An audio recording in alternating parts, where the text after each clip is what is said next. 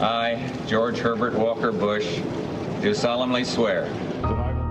But you must feel responsibility to others. You must believe in serving others. I think that's a fundamental tenet of my life. A life lived in service to our nation. From his days as one of the Navy's youngest fighter pilots in World War II to loyal vice president at Ronald Reagan's side, he would then get his own chance as president, making friends across the aisle, his legacy now sealed as a man of great character. A man with a life well lived. Cannons fired off a 21-gun salute as Hail to the Chief played. The president's casket was placed on the Lincoln catafalque in the rotunda where it will lie in state for public viewing until his funeral Wednesday. President Bush, America's longest-living president, was flown from Houston to D.C. on Air Force One via Special Air Mission 41. His trusty service dog, Sully, followed him along his journey, waiting for the president on the tarmac. After lying by his side at a funeral home in Houston, every living president is expected to attend the funeral, among them President Clinton, who forged an unlikely close bond with his predecessor, one that included fishing trips and philanthropy. The death of President Bush marks the end of an era in Washington politics.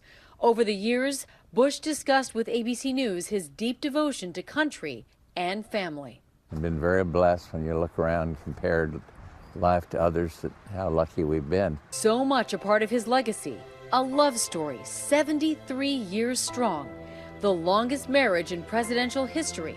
President Bush and former First Lady Barbara Bush. They met at a Christmas dance in Greenwich, Connecticut. My grandmother was wearing her.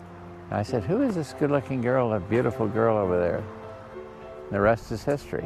Barbara Bush set eyes on 17-year-old George Bush and never looked back. Is he still the handsomest man you'd ever seen? Mm-hmm. My eyesight's getting bad. Golly.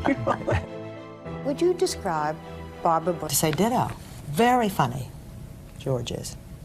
Very warm, very wise, very caring. I would put faith as a very important part of George's life, and family, and friends. And he's good.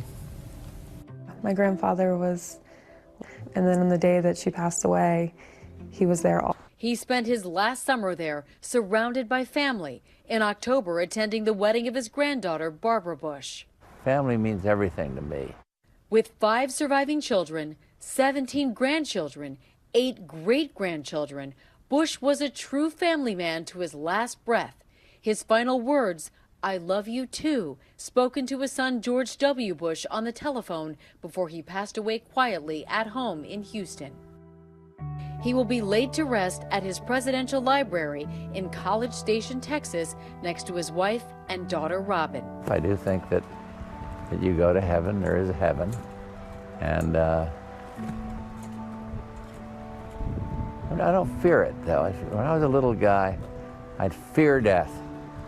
I'd worried about it, be scared. Not anymore.